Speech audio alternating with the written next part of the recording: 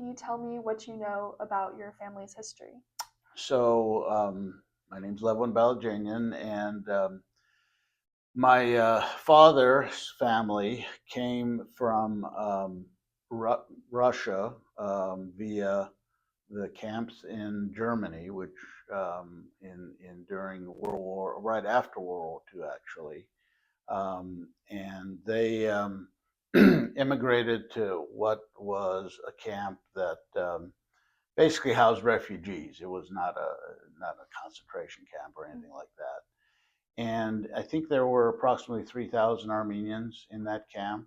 Um, so, and their origination was in Krasnodar, which was actually Ukraine today, by the Black Sea. And so, in fact, their story has been written in a book that was done locally recently. So they went there, and then in 1949-50 came to the United States. First came through New Orleans, and then to Los Angeles, and then to Fresno. So it was basically my grandmother, my father, and his two brothers. Mm. My mother's side of the family, she was born here, but her parents, my grandparents, came from Turkey, Constantinople, where basically they were both. Well, my grandmother was an orphan. My grandfather had three other brothers. Um, and interestingly enough, his story is maybe not unique, but was kind of eye opening that I learned back in 1998 because a cousin in France of his, actually a nephew, found us. We always knew we had relatives in France, but we didn't know to what extent. And once we connected, I learned that my grandfather's brothers all dispersed after the genocide. Actually, two were killed in the genocide. One went to Russia, which was this cousin's father. Wow. And each thought the other was dead. And as it turns out, when my grandfather went back to Turkey and came back through France, somebody told him, oh, by the way, his name was Michael, but Mikhail. He says, there's someone that looks just like you. He said, it must be your brother. He goes, no, I don't have any brothers. And this was in Marseille. And so they said, well, just wait here. I think he's going to school. So they go down this street, which was a big, like an Armenian quarter in Marseille, and they found him and brought him. And they met up and they thought each other were dead. Wow. And of course, they spent time together, then they separated, and I'm not sure if they ever saw each other again. I know they spoke, but because the other brother went back to Russia, he had a Russian wife. So it was just incredible story that's like, separation and then coming back together. So my grandfather on my mother's side went back and got my grandmother out of an orphanage and came back to California. They find Fresno one way or the other. And then, so anyways, but my mother was born here, so, and her sisters and brothers. Great, thank you. I'm curious, you mentioned your grandfather and his brother didn't know if each other had survived through the genocide. Do you have any stories about what their lives were like during the period of the genocide? I don't. It's kind of interesting. That side of the family somewhat didn't like to discuss the genocide and what happened, and even to the extent of being here in the Depression, frankly. They were more forward looking, and looking back was difficult and kind of a frustration for us because, you somewhat want to know. I mean, my grandfather, actually, the reason he came here was he came to work on the railroads in Montana. He was like the only Armenian out of 500. And then he went back and got my grandmother out of the orphanage. And I'm saying to myself, in 1903, how the devil did you cross country, cross world like that? I mean, we get bothered by taking a plane flight. And so it's just interesting how that happened, which I guess is why he ended up being in America to begin with, because there was no other connection here. So But yeah, they didn't talk about the genocide much. And even my father's side, of course, they weren't directly in it. But obviously, everyone knew if you're Armenian. I mean, you knew what happened and why. And I think survival was such an instinct. So Mm. when you're in that survival mode, sometimes you don't sit on the porch and think about all the stories. They come back to you later. Sometimes they're accurate, and sometimes not. And then some just simply didn't want to remember. Mm. Do you know any stories about either side of your family's difficulties they may have run into when immigrating to the United States or to the locations Um, before? well, on my father's side, obviously coming from the camps, they were resettled here during Eleanor Roosevelt had the program with George Mardikian, which is why the book was written. And so, yeah, the difficulty is obviously you're going to a new land.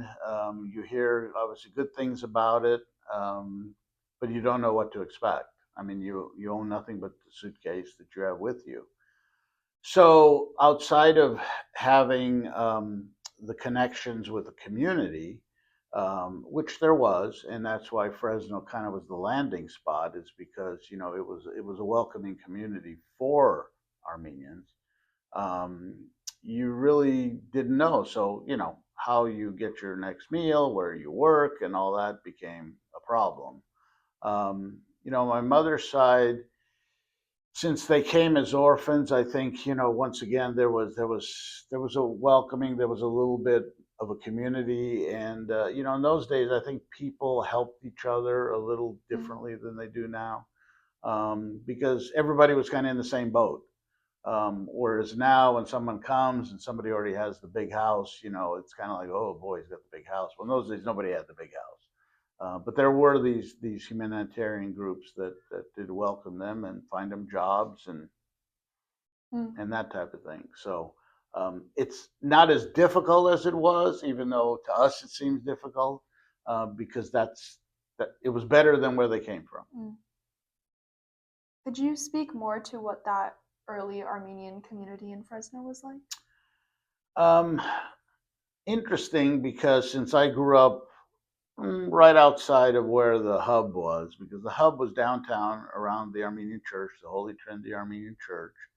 And that whole area, which I still have a map somewhere, was 100% Armenian. I mean, it was, I mean, streets and the school, Emerson Elementary, where Soroyan went to school. I mean, that was Armenian. We grew up, half a mile or so Mm. away. Um, and I think, again, once when you grow up within a community, everybody's kind of there for each other. I always tell the story of how on our street alone, Mono Street, there was probably at least half the houses were Armenian, I'd say.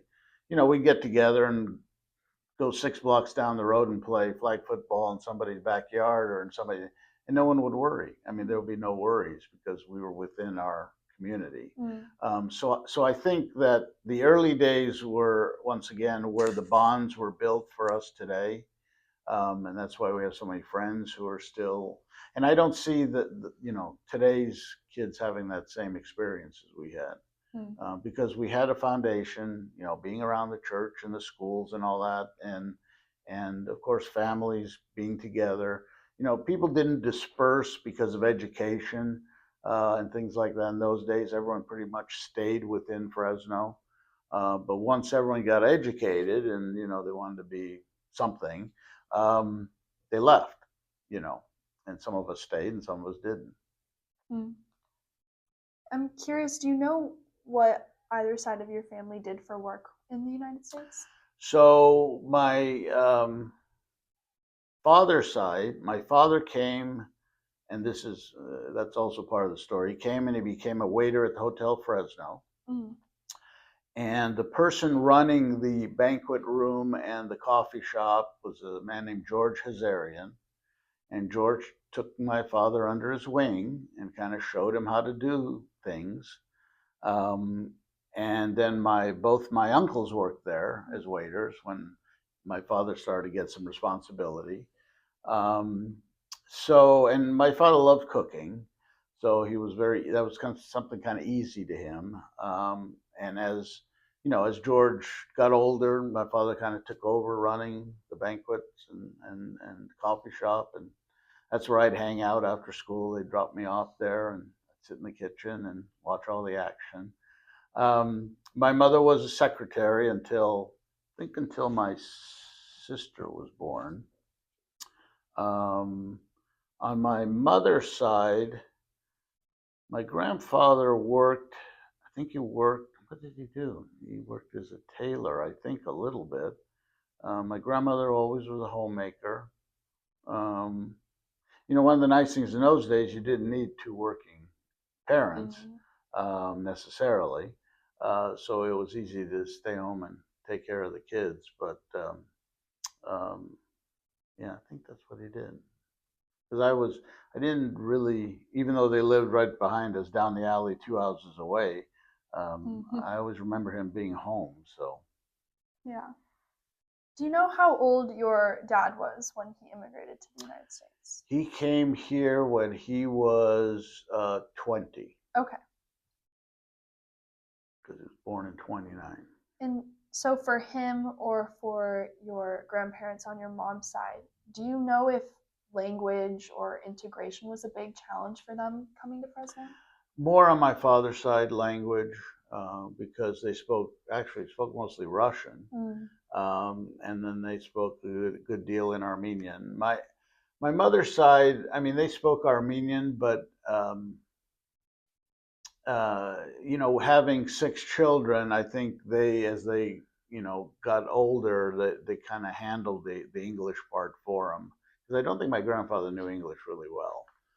And I spoke only Armenian till I went to kindergarten. Wow. Because I stayed with them when my mother and father were working. I stayed with them since, like I said, they were right behind us. And they only spoke Armenian. Wow. So I only spoke Armenian. And then I went to kindergarten and learned English. That's great. Do you still know some Armenian? I do. I can be dangerous. I can be dangerous with it. But. Wow. I want to go back to your own upbringing in Fresno. Can you tell me about any siblings you have? I have a brother who's 4 years younger, and a sister who's 7 years younger. Being the oldest, I think, had its special place in the sense, as I said, I was, with my grandparents, both sides, but more so with my mother's side since they were closer. And my grandmother, the other side, she was, by herself. But it was kind of unique being the oldest one because you get pampered a little more, and knowing Armenian is dote around because I do have like 15 cousins, so. My upbringing was really solidly Armenian up until, like I said, I went to school. Not so much for my brother and sister, but more so for me. Maybe that's why I kept the connection as strong as I have. Can you tell me more about what that means for you? Well, again, it's kind of a fallback. Being in the world of soccer, since I was an international soccer referee, I know what that kind of brotherhood is like, and it's very easy for me to transition because I had that Armenian kind of brotherhood and upbringing.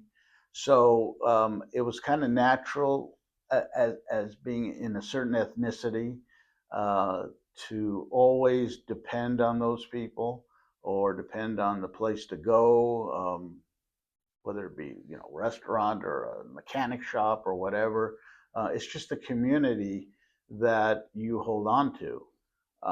Now it has its issues, but on the other hand, you always know they're going to be there before, say, somebody else. And I think being in Fresno, where Armenians were so predominant, we had a lot of benefits of that. Whether it was in school, teachers were Armenian. Whether it be, once you get out of school, it's the services, it's things like that. Yeah. Can you tell me more about your interactions with Armenians and the Armenian community growing up? Well, it's interesting because now that I'm older, I've seen the waves of different Armenians come here. So when I was growing up, most all of them obviously were either born here or first generation that came from, Germany and Turkey. They weren't from the Middle East. We didn't have very many from the Middle East or even Armenia.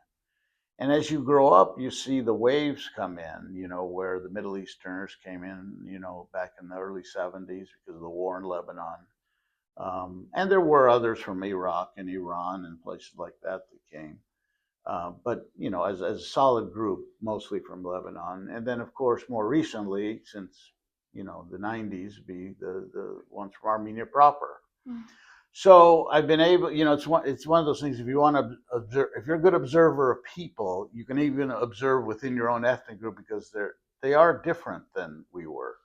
And the Armenian Americans, as I call them, from the early eras, had quite a responsibility, because we were accepting them just the same way my parents got accepted when they came. So you had to kind of deal with that, even though they came with different philosophies, different attitudes. We had that responsibility, and that's why at Fresno State, with the ASO, that's where it kind of started. Because even within the students, there were different students. It wasn't just all of us that were born here. Yeah. So we had to adapt. Can you tell me about any of your childhood activities you participated in? Well, as I said, sports was a big thing. I played soccer from an early age because my father actually played in Germany. Oh, wow. He played when he was in the camp, a Catholic priest, because actually my father's Armenian Catholic. He would organize the soccer games, and my father eventually ended up playing for a club called Freiburg Stuttgart, which is now a Bundesliga team in the German professional league. And so, when he came, it was soccer, soccer, soccer, backyard. Everything was set up. He even brought the uniforms with him. I wore his shoes that he had. Um, so from a very early age, I, played soccer. I also played baseball, basketball, things like that. But soccer was the main sport. So, and as I grew up in Fresno, they started the Fresno Youth League back in '68, which my dad was a part of. So I was on the original team from Jackson Elementary that was formed. And actually, when I was had to be sixth grade. In sixth grade, we actually formed a school team, and we made a field up somehow, some way, and we actually had inter-school games when no one even really kind of knew what soccer was then. So that was kind of unique. But yeah, soccer was pretty much my main activity. And obviously working on weekends, because in those days you cut lawns and you did things. And my dad was very handy. He bought his first investment, like little rental houses. So it was off with the hammer and the screwdrivers to get to work. Can you tell me, did your family practice religion growing up? My mother did. My father, not so much. My mother was part of Holy Trinity, the Apostolic Church, and that's where I would go to Sunday school every Sunday, which is also another kind of development of friendship and integrating in the community much more so than my brother and sister. My father was not a big religious person. I mean, he believed in it, but going to organized religion just wasn't kind of in his DNA. But it was hers, so that's where the connection still lies. Did you celebrate holidays or any special traditions with your family? No, that was part of, I think, the assimilation, part of wanting to be kind of more American per se. So, even though we have an Armenian Christmas in January, it was celebrated, but not in the same way that the American Christmas was. Easter was obviously, that part, but it was more of a family social gathering. I mean, that's where the religious part was. Yeah, we went to church, and that was about it. Did you eat a lot of Armenian food growing up? Oh yeah, and of course both grandmothers loved to cook, and Um, my mother's side, so that grandmother used to make, again, since she came from the Turkish, kind of angle, um, her Armenian food was a little different, and she made things that the other side doesn't make, and then the other side was more Russian, so we had a lot of Russian delicacies, but both made the Armenian thing kind of in between. So I got quite an array of choices. Let's put it that way. Some I didn't like, and never not like something your grandmother makes because they get very upset about that. So Yeah. Can you share what some of your favorites were? Um, let's see. So the ones grandma on the father's side made borscht, the soup borscht, which I loved. The grandma on the mother's side, she made quite a few things. She made kufta, which is quintessential Armenian. Um, she also made this little dessert called lohum, and lohum is an almond in a clear jelly, and it's cold and you can keep it forever. So she'd always have a box of it. And it was out of this world. I mean, it probably wouldn't be good if you had diabetes, but I mean, it was pretty sugary, but boy, it was really something. And it had a special liquid in it that frankly, it's hard to find nowadays if it's even legal. It's one of those things that literally, I think my cousin is a pharmacist says that's what we use in pharmacy line. Well, that's what she used to put in there with a drop of it. But whatever, they still make it.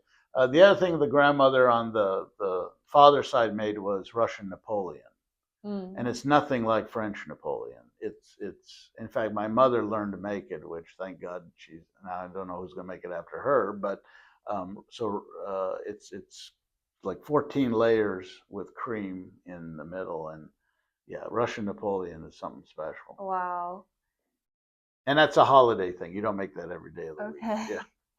And you said your dad liked to cook too. Was he passing down these? Pretty handy. I mean, like I said, being in the hotel, it's kind of an incubator of making things, and he had a couple great cooks there. But he loved to make soups, and he'd always like to try things. He tried to make enchiladas, and he'd try almost anything. So it was like a surprise every time he came home. You didn't really know, okay, what'd you make today? Uh-huh. So, but he loved to make the soups, split pea, clam chowder, French onion. I mean, he just whipped those out. That's And he was kind of a natural cook. I wouldn't say, my mother reads recipes. I don't think my dad ever read a recipe.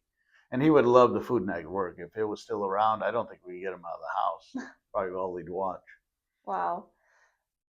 Can you tell me more about what the neighborhood was like that you grew up in? So the neighborhood was, it was multi-ethnic, but I mean, like I said, Armenians probably made up. If I just look at our block, on our side of the street, there were 3 of the 6 houses were Armenian. Across the street, at least 4 were, including the pastor of the Congregational Armenian Church lived on the corner. That was their house. It was just, I don't know how to call it Middle America, but it was. But it also had that melting pot feeling. Across the street from us on the corner was the family that owned the Chihuahua Tortillas, and they would have mariachi play Friday night all the time, and they'd invite us over. So it was just like I said, it was very multicultural. Behind us, who's behind us? And we had an alley, so we were able to talk to neighbors. In those days, people really did talk to each other. So maybe you knew too much, but you would always know what's going on in the neighborhood. Where today everyone goes in their garage and closes the door, and you never see them. But our neighborhood was very active. Like I said, kids playing in the streets. Um, people inviting, we'd have, Friday or Saturday night, watermelon in the backyard. You see 3 or 4 neighbors come over. It was just very friendly. I don't want to say middle America, it's California, but it was very comforting, let's put it that way. Everyone looked out for each other. That's nice. Can you share a bit more about your interactions with non-Armenians in the community? Um, yeah, that kind of started obviously when you go to school because, you're having everyone. I think soccer helped me at least be a little more outgoing with people in the neighborhood and the community because, once you started to join a team, um, who weren't obviously all Armenian, you began to interact with others, and I think that was good for the learning process. Um, I mean, once I got to the point of actually refereeing, which was past my playing days, I mean, I was, and became a, professional referee. And I mean, once you left Fresno, I mean, there's like a whole new world out there. And I think without that, probably would have been pretty stereotyped and introverted per se.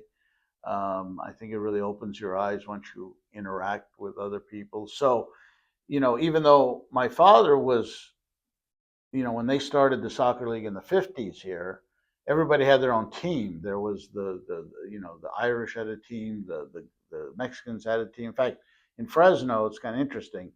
The first Mexican soccer club was started by an Armenian. Hmm. It's interesting because now once time went by, the majority of the teams were Mexican, but yeah, his name was Suren Kevorkian, and he actually started Mexico Soccer Club. He was a close friend of my dad because they had to have. I think what it was they didn't have enough teams because they had the German team and then all that. Say, we're missing a team. He said, well, why don't we have a Mexican team? And there was nobody to organize it, so Suren went and organized it. Wow. So it's. I always tell my Mexican friends, I says, just remember that it's part of the history of soccer in the valley. But yeah, I mean, I interacted with kids who weren't Armenian, and that's just as you grow up, you develop friends who aren't. Great. Can you tell me more about the Armenian institutions that were in the area? So there were a lot of clubs here in those days. So there was right across the street from the church was called the Aspares Club, which was just basically a social club. And that's where the men went to play cards and smoke and drink and do all that good stuff. But there were organizations, and in those days, so a lot of the organizations were formed from the villages in Armenia. So, for example, my mother's side was Mushetsi. So the Mushas had a club. They didn't have a physical club, but they had a group. And then there was the village of Beatles, and then the village. So all those villages had their groups. They all had their picnics in the summertime. So literally, you would have picnics from June to August of all the groups or the Armenian home or the churches. And so it was like one after the, and everyone went to each other's, you know, events. Um, there was the AGBU, which was, a large international organization. Um, there was also some political parties, which I never got involved with, but a few of them. And then, of course, the churches were organized where they had youth groups and things like that. In my mother's era, in her day, there were even more groups. There were like the Young Legion, which was, I would say, a more of a mature, like like a high school college group. And then, of course, there was the AYF, which is the Armenian Youth Federation. Um, there was a few that came later on, like Hamaskain, which is the artistic group, music. Um, and that was long before Fresno State even did much. I mean, Fresno State, I think ASO started in early 70s, if not late 60s. So even before that, there was a whole web of organizations in Fresno for Armenians. Wow. Did you attend a lot of these events and picnics growing up? I did. Well, some of them unwillingly, because I said we're going to the picnic. Oh God, Yeah. another one. And then they formed a club called the Caucasian Society, and I think that was done in the late 70s, mid to late 70s, and they're basically from the Caucasus Mountains, so. And that group would put together the New Year's Eve event, and they would have dinner dances out at the Hagopian Center, which is out, past the Armenian home. And there was like a whole nother group sprouted, and it lasted a while, 10, 12 years. So yeah, I would get dragged to all these events, and then when he kind of got brought in to have the Armenian soccer team in 71, because he stopped doing soccer for a period of time when we were growing up, and he was working and he just didn't have time, and he kind of lost his appetite, and then someone kind of dragged him back because they formed a team, and he went back. So I got dragged again, back to practices when I was, 13, 14. Um, and it's so funny because, a lot of the people didn't play soccer. So it was just because. And he would come home and he would just shake his head. He goes, "Man, I got a lot of work to do." Because by then I was playing organized soccer, but this was like an unorganized group learning to play soccer, and they were adults, and of course they're Armenians, so they know everything. So my dad had, I think his blood pressure used to go up quite a bit. It was pretty funny. And then he asked me to play, and I said, "I don't play with those guys." I go, I'm playing in real soccer. I don't play with those guys. I'll get hurt." So yeah, it was kind of interesting. That's great. Yeah. Can you tell me more about your time in high school? So high school, I went to Roosevelt High, which was, so the Armenians went to basically three high schools in the early days. They started at Edison and Fresno High, and then they ended up with Roosevelt. So Edison um, um, was less Armenian, so they began to move a little bit because Roosevelt wasn't too far away from kind of the hub. And of course, Longfellow Junior High is quite famous because that's where I think Saroyan went to Longfellow. And that's where my mother and all of them. But then when Longfellow closed, I had to go to Sequoia, which was not far away, but still on the other side. And then I went to Roosevelt. And Roosevelt, there was quite a few Armenians. And once again, I think Roosevelt was a good example of Fresno itself. It was so multi-ethnic. We had blacks, we had Mexicans, we had Japanese, we had it all. And then there was a good number of Armenians. But yeah, Roosevelt was a great place to go. It kind of was bridge. The 70s were kind of the bridge of what used to be taught and what was beginning to be taught. So a lot of the older teachers were still there, and it was a great learning experience, because you also had, and we weren't split up. We weren't bussed all over town. Pretty much everybody came from Sunnyside area and the area that I lived. So it was a great community, but it was, I think, the beginning of just learning how things were starting to change in Fresno too, where Armenians were moving to Clovis, they were moving to Bullard. There was a lot of my friends now went to Bullard and never went to Roosevelt. I didn't have that much of a concentration of Armenians, but there were still quite a few there. Can you tell me more about this dynamic you're talking about of things starting to change in the community moving? Yeah, I think it was a time when I think the exodus from schools, not only within the city but also leaving Fresno, began to happen. I think there was a dislocation too. I think of some families because of work and because it all just didn't happen in my generation. It began to trickle prior to, and I just think that's just part of the evolution of education. Everyone here, either you're going to be a farmer or a doctor or a lawyer. Well, some didn't fit that mold. I mean, my brother was one. He became an engineer. Well, there wasn't a lot of engineering jobs in Fresno. So I think that began to say, I mean, I even left for a few years and came back. So I think that was what we began to see. And let's face it, California changed dramatically, beginning then, and of course now a little different. But back then, the space industry was big, and my uncle who graduated from SC had trouble finding work because a lot of the companies weren't here yet. They started to come, but they weren't here yet. So, but when they came, they needed a lot of talent, and Fresno had a lot of talent. It's just we couldn't use it here. You mentioned you went to Fresno State. Yep. Is that right? Did you go immediately after high school? No, I went to Fresno City College for 2 years. I actually tried to go to. Actually, I did have an offer to go to University of San Francisco for soccer. Oh, wow.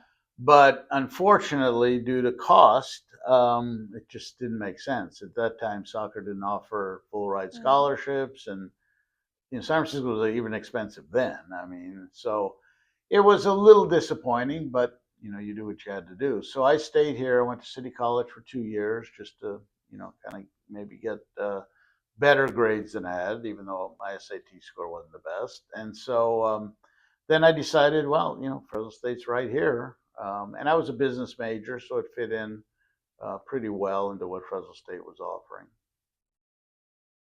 Can you tell me more about your time at Fresno State? So Fresno State, when I got there, we were always taught to be very education oriented. So I thought, okay, I'm going to Fresno State. I'll try out for the soccer team. That was kind of the first thing. And that, the tryouts were in the summer. I hadn't started school yet. And that really didn't work out really well because in those days, soccer was pretty selective in who they chose. In fact, Fresno people weren't even that much in need there because they had a lot of foreigners. So that was a little bit disappointing. But so then I reverted to concentrating on school, and I'm just playing on weekends on the amateur team, which by then we had the Armenian Ararat team. So, but yeah, Fresno State was educational, and then I got pulled into the Armenian studies, the ASO program, and got pretty heavily actively in that. And at that time, they just began the Armenian newspaper, which still goes today, the High Sharjum. And it was a pretty impressive club at that time. I mean, most of the people in there were journalism writers. Good students, and Dr. Kyumjin was one of those forces of nature that kind of made you want to be part of the group. So it really kind of blossomed then. We did a lot of fun activities and serious activities, including the writing. We were active in a lot of the genocide activities, April 24th. And so, yeah, it was pretty exciting to be at that time there. Everybody was really wanting to succeed in the club, and I don't ever think we had a huge number of members, but we didn't really need it. But that went pretty parallel to going to school there. And then interesting, I stayed an extra semester at Fresno State, and I took the fun classes, as I put it. And that was the time when all of the kind of the founders of ASO graduated. So kind of looked around, so they made me the president. Wow. And that was the semester where the Catholicos came for a visit. Wow. And of course, being the head of it, they said, okay, you're in charge of it. I go, okay, what do I do? So it was quite a planning for him to visit. It was almost like a head of state to come. So, dealing with all the things, he gave a speech, we had luncheon, and anyway, it was pretty, it felt gratifying to be in charge of that, especially being that he was the Catholicos of our church. So. Wow. Do you have a favorite memory with the club?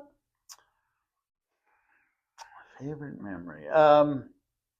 Well, we used to do these barbecues for the Vintage Days, which also started at Fresno State then, which was like the big open house of the campus.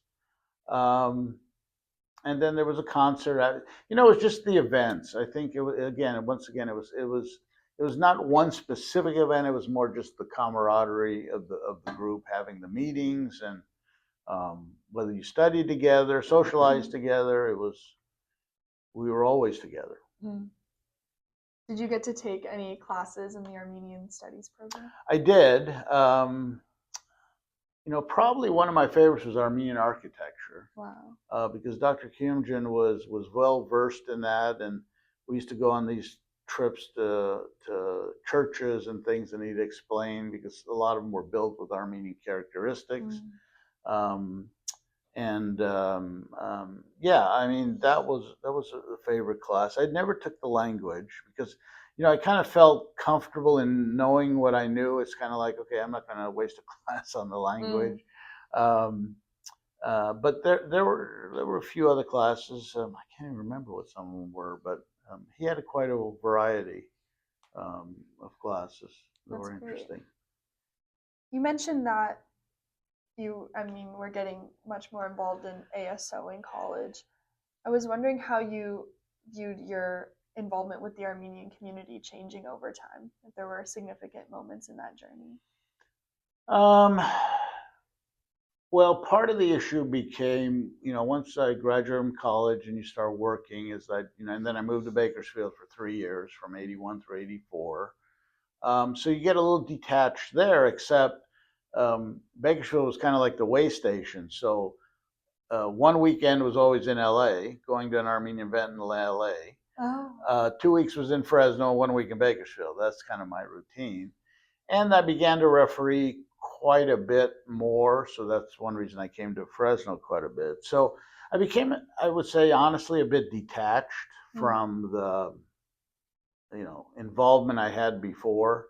Never leaving it, but not being available to do things or help out or organize. So I think that's that period of time of where you're just growing as a person versus just being involved in things Mm. and being available to be involved. Because once you get an organization, people will want you to do this and do that. So it it was quite a few years of that, and then once I got into the upper level of soccer refereeing, then pretty much was detached a lot. I was still in the men's group at church, but very sparingly could go. If it, like I said, if it wasn't work, it was every weekend, either refereeing here or out of town. Mm. And then once I started doing professional games, and that then really took me away, tournaments and things like that. So, yeah, there was that kind of gap, until you come back and you kind of settle down again, Mm. so to speak. Can you tell me more about, you said Armenian events that were happening in LA? Most of them were the dance. They had a lot of dances in those days. And again, it was whether it be Orange County, whether it be the Valley, whether it be a church. There were so many active groups then. So we tried to hit a lot of them. Mm. They had some beach events. Then there were a few sports events that were part of. Necessarily, I was playing or involved, but we'd go to like the home and men games on 4th of July weekend. We had our own here called, it was part of the Armenian Olympics that was started in Hayward that I Mm. participated in, and then we brought them to Fresno. Oh, So wow. that part is now it all comes back. So yeah, it kind of ran its course in the Bay Area, and then we brought them here in the late '70s, Charlie Margaritian and I, and we started them at Fresno State. So it was like, and we couldn't call them Olympics anymore. We actually got a letter from the U.S. Olympic Committee saying you can't use the name, even though they used it for how many years. Oh, But yeah, we wow. couldn't. So we changed it to the Armenian Summer Games. So they were held here for a good, well, I want to say good 10 years. In fact, Wow. Robbie was part of their track and field committee. Oh my goodness. Yeah, that was quite and that brought. We weren't the international event that AGBU had or the Home and the Men had, but we had all the California clubs come in, and some of them only could come to this event because they weren't invited to. Each one wasn't invited to the other ones. Mm. So if AGBU wanted to play Home and the Men, they had to come to Fresno to do it. So it was interesting. We had some quite explosive games, needless to Wow. say. And then there were some other groups that weren't allowed to go to either one of their games, and they used to love to come to Fresno because they said so. We were kind of like we took everybody in. That's great. What was it like running those events? Um, Stressful because it's just a lot of things. So our sports were track, basketball, softball. We did soccer a couple of years. We didn't do it all the time. I think we had tennis. Um, those were it pretty much. Um, yeah, it was difficult because each one had its own. Softball. Oh, we had softball. Softball wasn't so bad because most of them were local teams. A couple from out of town, one from Oakland, maybe one from LA. Track is the hardest one. I mean, that's a complicated event. And one year we had several of the schools from LA come up, and I don't know how many we had. We had to have 200 or 300, participating, and just trying to organize 50-yard dashes and 100-yard dashes was just, all hands on deck, needless to say. Mm-hmm. But it was always very well run. People were complimentary of it. It's just we got tired. I mean, it just got tough to do. And if you don't, we always had a barbecue at the school, on the Saturday. So, and we'd involve Triple X fraternity in that. Knights of Arton assisted. So, yeah, it was great. It's just too bad things change.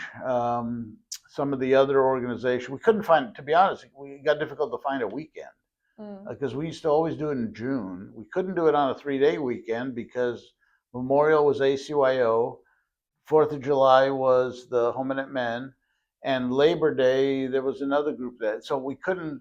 We always had to do it on one. So it was hard to get that Friday, Saturday, Sunday format. That's one reason that we didn't add too many more sports because you just didn't have time. Yeah, that's tough.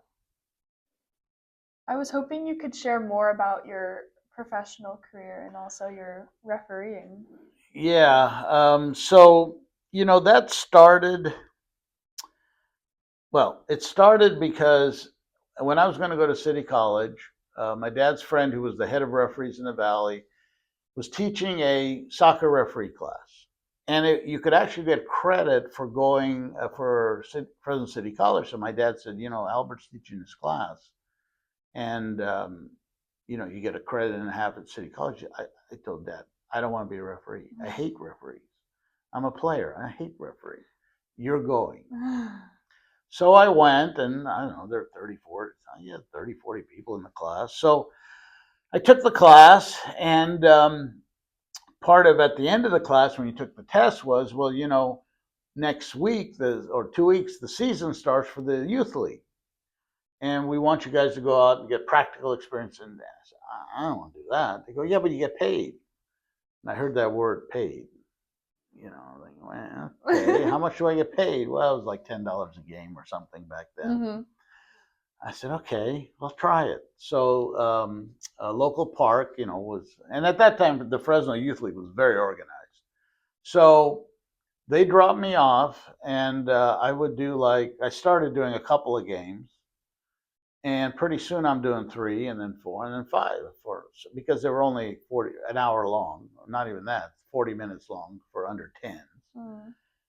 And I'm going, I kind of like this, and in those days you used to do it all by yourself. You didn't have 2 referees like they do now in youth leagues. And to be honest, there was a certain thrill in being in charge. And so I would do it and do it and do it. And then next year I did under 12s, and then I did, but I was still playing. So at a certain age, they asked, I had to be 17, 16. They said, you're pretty good. Says, you want to do the adult league? And I'm like, yeah, but I'm playing the adult league. No, you'll do the lower division, and then you go play. Okay, so I went and I ran. At that time there were 3, so I ran with the flag and did all that. And then, sure enough, in 1983, I'll never forget this. So I was 25. They said, 2 professional teams are coming to play at Ratcliffe Stadium, and they want to use a local official to run the line. How about you? And I'm saying, me, professional? Well, And it was a team from Spain, a team from Mexico. And so I said, okay. So I went and I ran line in this game, now called assistant referee. And it was a great game. And, and sometimes exhibition games can be, kind of easy, but this one was competitive. And sure enough, there was somebody there from the Bay Area, and they said, who is this person? And so my dad was involved, and I said, well, it's my son. He goes, well, why don't you bring him to the Bay Area to do some games? Because, at that time, LA and San Francisco was still, LA and San Francisco were it. They were the soccer hubs. Fresno, the Valley was kind of like, oh, they just kicked the ball over there. So I started going up there to do games, and a local official here became president of the Cal North Association, and he says, you're pretty good. And so I started to get into that system, and I started doing state cup games and national cup games. And sure enough, one year there was a tournament in Dallas, they called the Dallas Cup, during Easter, and they bring all these international youth teams. I mean, we're talking Real Madrid, Manchester United, all their youth teams. And they sent me there with the contingent from NorCal, and somebody came who was in charge of the U.S. Soccer Federation Referee Committee and said, we're starting this national camp program. We want to see you there. And sure enough, by then I was 28, 29. That's where I went. Wow. And then finally I got nominated to be on the international list, which is very political, by the way. It's not all talent, but very political. But Cal North had a strong position, and I was then I was picked to be a U.S. international linesman, assistant referee in 1995 through 2000. And the biggest game I did was, well, two. One was the opening game of the MLS, the first game ever. In fact, I have an article about that I can send you. So it was just, actually, the guy just wrote it about a month ago. And then the other game was a World Cup qualifier in Korea, between Japan and Korea. And we were the first American team ever to do a game in Asia in '97. So that was a pretty big highlight in a stadium of 80,000 people. That sounds amazing. Yeah. It's a great career. Yeah, it was. Yeah, looking back now, even though nowadays there are more opportunities per se, now they're treated more like professional referees. I mean, you basically give up your job to do it. In those days, we still had to work, and I was lucky to have a job where basically they said, go do it. It'll get your work done, but go do it. So I was gone easily, if you total up, 13, 14 weeks a year. Wow. If you add it all up. Because, being from Fresno at that time, the league didn't let me fly out of here. I had to drive to San Jose, San Francisco, LA to fly to games. And it was not easy, but it was part of what you did. Can you tell me about the rest of your professional career? As far as working, or you mean the soccer? Working. Working. So I started with Spirit Farming as an accountant in '81. That's why I went to Bakersfield for 3 years. And it was very corporate because it was part of the oil company. And after a while, I decided that I basically wanted to come back to Fresno, and so. I answered a 2-line ad in the newspaper for an accountant, and I came and interviewed for this little property management company that at that time was in an 800 square foot office and managed about 2,200 units. And, being that my father was in a rental business on a very small scale, it wasn't totally foreign to me, but I never expected it to be the career. So as it turned out, because of how the business was structured and the original owner buying properties for himself, and I kind of stuck with it. There were a few times when I thought about doing something different, and then my direct boss ended up in 1985 buying the company after I was here a year, and he said, "Look, I want to grow the business. I'd like you to be here." And I said, "Okay." And, we started to grow slowly but surely, although, it wasn't easy. And then sure enough, the REO crisis happened. And because we had such a good reputation, a lot of the lenders and banks started sending us properties, and they weren't long-term, but, when you get enough of them, the turnstile just keeps going. So, that lasted us for a good 5 or 6 years. And then we were able to buy properties again because we had a number of investors. And so, the business kept growing. And then in 1994, we decided to separate the companies only because we had so many properties we were fee managing. They were potentially had legal risk to the ones we owned. So the advice was, you guys need to separate. I mean, we still manage for each other, but keep it separate so that if you get sued, then, they go after the company that doesn't have anything, basically. But so in 94, we formed GSF Properties, and then there was still Golden State Financial. And GSF Properties then started to grow its own, not owning portfolio, but fee managed portfolio. And so I had a partner, and then the original owner had the other companies. There were three of us. And so that has lasted till now, except my partner retired in 2017. And I pretty much had to acquire the rest of his share in order to keep GSF Properties afloat. But we went from 2,200 units in when I started to today we have 11,000 units. Wow, that's very impressive. So and 300 employees, which is somewhat of a burden, but part of growing, I guess. Thank you for that. I want to turn back a little bit to your Armenian identity. Since you've been in Fresno for a good amount of your life, I was wondering if you could share how you viewed the Armenian community changing over time. I think the community changed partially due to the immigration waves. And also, I think as the generations go, it changes because some of the existing, or whether they be organizations or whether the traditions begin to get watered down, because each succeeding generation doesn't view them the same way as, let's say, the second did or the third. And that's okay. I'm one for change. However, it's the ones that I think disavow it and just say, well, I'm Armenian and leave it at that. It's a little bothersome. And you're even beginning to see it now, even in the later immigration waves. So it's happening sooner with them than it did with the original. The original were able to maintain it at least for 1-2 generations. The more recent generation waves are losing it faster.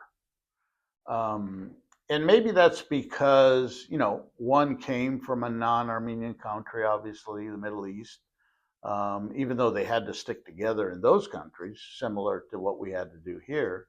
And then the latest ones from Armenia, well, first of all, they were under the Soviet Union. So they were under a totally different mindset.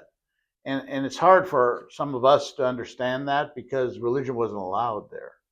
So when they don't go to churches now as much as, say, our previous generations did, it's a frustration, but I think we have to understand that. And maybe their children will. Maybe, again, it'll recycle back to them. And I think in certain ways it has. But once again, those old traditions, as I said, of the picnics and the mushetsis and the bilitis and all, that's not going to come back because some of the people don't even know what they are anymore. I mean, because as I said, it hasn't necessarily been passed down in the same way other cultures pass things down. And once again, Armenians are very ambitious, and sometimes ambition I saw that I'll give an example. So when I obviously got into working and things like that, Fresno State had a group called the Bulldog Foundation. And the Bulldog Foundation had so many Armenians I had never even heard of. I said, who are these people? Well, they had people who were, older than me, who had, a lot of them had lock, stock, and barrel assimilated. And yeah, they loved to go to the picnics. You saw them at picnics. You maybe saw them at another army, but you did not see them otherwise. Because they wanted their identities associated with the local non-Armenian kind of culture. And that was, even in the ASO, that was troubling to us. It's kind of like, what's up with this? There's so many of them that were in there, and you just never saw them at an Armenian event, good or bad. So we kind of had a terminology for them. We called them shish kebab Armenians, because they love to eat the food, but and maybe you can't blame them because success had, Armenians were discriminated against here. And that's, I think, one reason why the original generation stuck together so closely. I was even told my grandmother on my father's side, who was all of 4'9", when they came and she worked in the packing house, she had to stand on a box in the sun to sort the fruit when everyone else was in shade. Wow. And I thought, wow, that happened here? And they go, yeah, it happened to your grandmother. Never complained about it. She never even said a word about it. So, and then of course, if you haven't been told, the Sunnyside Country Club in the CCNRs, they didn't even allow Armenians in the country club. So, it all wasn't rosy, and you could feel it, I'm sure, in business. So if you were going to succeed in that different world, maybe you had to take a different approach. That you only learn over time. Like I said, when I was in college, it was like, who are these guys? Why are they this way? But we weren't in their shoes at the time, trying to, like I said, grow businesses. And whether somebody made a decision on not giving a job, whether they're Armenian or not, nobody has facts per se, except somebody that happened to, but I'm sure it happened. Wow. How do you preserve being Armenian? I think I preserve it by being active in the tradition as much as I see the tradition as beneficial. Obviously in the Orthodox Church we have strict rules and traditions that you can't touch. But we've even kind of bent the edges of that a little bit, only because I'm trying to look at things from the standpoint of that next generation. And with all the competition, let's put it that way, from the non-Armenian, the evangelical churches that feed you while you're in church, whatever you want to call it, we've had to change. And we've made some minor changes, but we can't make any major ones. We have to do the minor ones. So I think my involvement has to be in trying to preserve those traditions and be active in them. Not be totally blind to the fact we need to change or alter things, but also not throw them away either. I think that's the easy part. And then I think, like I said, just kind of maintaining friendships and encouraging them and their families to stay within, the umbrella of the Armenian community. Maybe I'm not the best at it or have time to do it all, but we can do what we can do. Everyone says once you retire, you ought to go and do that. I'm thinking, if I retire, I'll be doing 150% Armenian things. So. Oh wow. But even here in this office, where I think that we have 3 Armenians in the company, it's always interesting because, when I buy lunches for them from the church, we have our type of thing. And they are very interested in that. And so I think that's something I need to keep going. Whether the next generation does, we'll see. Do you have any hopes for the future of the Fresno Armenian community? Well, once again, I think my hope is just to keep maintaining traditions. I would like to see them continue to support Armenian causes, which sometimes takes a little effort, because there are a lot of successful Armenians here. And we all it's easy to say, off this and off that, as we say, a little bit of my grandparents used to say. It's easy to slough it off, but if you don't maintain it, it'll go away. It'll be a relic. When you go to the cemetery and you see all the people you've known or seen or worked with, and you don't see their children. You don't see the grandchildren. Yeah, they have the name. Every once in a while they pop up, like I say, at a picnic or a food bazaar or something like that. But that's not being Armenian. I mean, that's just not being Armenian. What does being Armenian mean to you? Well, number one is embracing our history, embracing what we've accomplished as a dispersed people. It's interesting that Saroyan's saying about wherever you go, they'll start a new Armenia. I mean, I've seen that in my own travels. For example, I was at the Dallas Cup tournament one year, and I was going to referee a team from Uruguay. And this man came over to me and said, "Are you Armenian?" I go, "Yeah." And he goes, "You see those two boys over there? They're Armenian too." I go, "Really?" And I go, "And they speak Armenian?" I go, "Really?" And they're from Uruguay. So I went over there from a team called Penarol, which is a famous team in Uruguay. And I went over and spoke to them. One of them had a father there that came. The lights in their eyes and just the casual conversation for a few minutes is proof. I mean, it's just, there was such a connection. They wanted to know about Fresno. They wanted to know because everyone heard about Fresno. I don't care where you go. And so it was enlightening and encouraging at the same time to say they're, even though they were, I think one was born in Uruguay, one went there from Armenia when he was like 2, and the father said that they really want to be Armenian.